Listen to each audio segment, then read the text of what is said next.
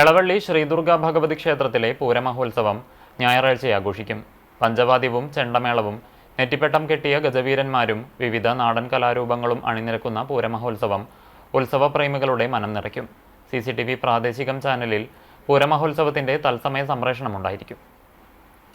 പൂരമഹോത്സവ ദിവസം പുലർച്ചെ നട തുറക്കലിന് ശേഷം 4 മണിക്ക് നിർമ്മാല്യ ദർശനം, 4:30 അഭിഷേകം, മലർദിവേദ്യം, 5:45 ഗണപതി ഹോമം, 6 മണിക്ക് ഉഷപൂജ എന്നിവയുണ്ടാകും.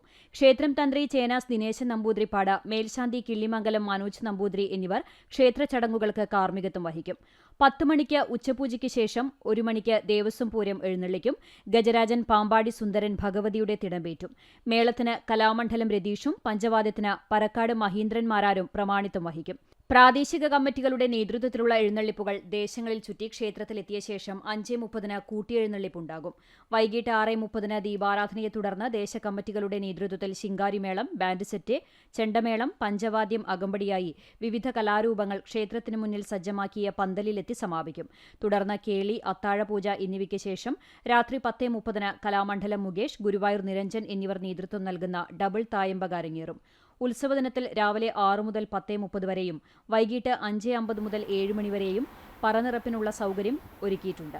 ആഘോഷ കമ്മിറ്റി ഭാരവാഹികളായ CM ശ്രീരാഗ്, പ്രദീപൻ, CD രഞ്ജിത്ത് എന്നിവർ നേതൃത്വം നൽകും.